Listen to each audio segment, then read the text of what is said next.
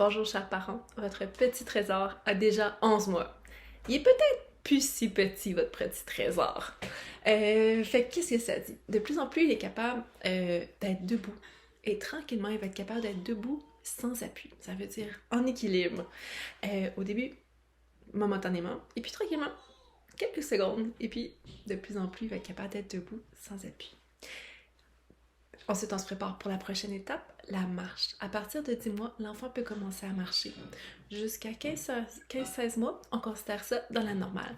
Quand c'est plus que 16 mois, c'est pas nécessairement anormal, mais c'est plutôt un signe que peut-être que l'enfant aurait besoin d'accompagnement pour son développement moteur. Fait que dans le fond, de plus de stimulation. Fait que oui, si l'enfant ne marche pas à partir de 16 mois, je vous recommande d'avoir des conseils d'une physiothérapeute ou d'un physiothérapeute pour l'aider dans les prochaines étapes. Parce que la marche, c'est juste une étape parmi d'autres étapes dans le développement moteur. Fait que tu sais, les sauts puis toutes les choses qui s'en viennent, ça veut dire que peut-être que si à 16 mois l'enfant ne marche pas, peut-être que pour les prochaines étapes, puis même pour la marche, il y aurait besoin de plus d'encadrement. Donc c'est juste pour vous donner une idée, pas nécessairement pour vous inquiéter ou vous culpabiliser, c'est vraiment juste pour vous dire que peut-être que mon enfant aurait besoin de plus de stimulation. Ensuite, au niveau de son développement moteur, toujours, l'enfant commence à s'agroupir, à se pencher, à faire un squat, fait qu'on le voit tranquillement plier les genoux, puis se baisser. On peut ramasser aussi les objets, là il va se baisser pour aller ramasser les objets, pas juste les jambes droites, il va commencer à plier les genoux. Ensuite, les escaliers, c'est un bel apprentissage. Souvent, le monter est un peu plus facile que le descendre. Dans le fond, ça se fait à 4 pattes à 11 mois. Puis, c'est ça. Pour monter, souvent, l'enfant comprend parce qu'il doit monter pour aller chercher des objets, des choses comme ça. Mais pour descendre, n'hésitez pas à lui dire de tourner, puis après ça, de descendre. Parce que l'enfant va avoir tendance à avoir la tête en première, sinon. Fait que ça peut être un peu dangereux. Ensuite, aussi, l'enfant commence à comprendre plus de consignes, certains mots du quotidien. Fait que c'est pour ça que quand on lui dit tourne, quand ça va être dans les escaliers, tranquillement, il va être capable de tourner puis de se positionner pour descendre les escaliers.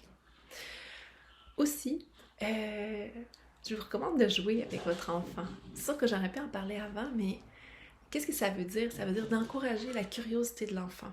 C'est-à-dire de l'accompagner, même si c'est pas toujours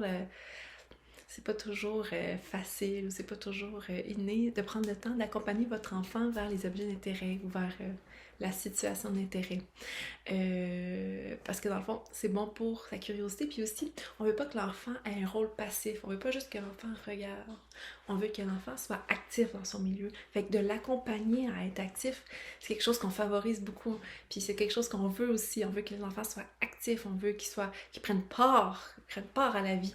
Fait que c'est ça. Fait que je vous recommande dans le fond que si l'enfant est à 4 pattes, de vous placer à 4 pattes si c'est possible, puis de l'accompagner dans ses découvertes. Puis c'est ça, fait que d'essayer aussi, parce que là bientôt il se met à grimper, c'est une belle étape, mais ça prend aussi du temps, puis ça prend plus, faire plus attention, il y a plus de danger. Fait que de l'encourager dans son développement, tout en restant sécuritaire, puis dans le fond de vous donner des fois un petit moment par jour pour justement l'encourager dans toutes ces découvertes qui sont de plus en plus nombreuses. Puis aussi d'aller dehors là, avec vos enfants, si c'est possible, encore nu-pieds, c'est encore mieux pour leur développement, puis aussi pour bien muscler leurs pieds. Alors voilà, je vous souhaite une belle continuité.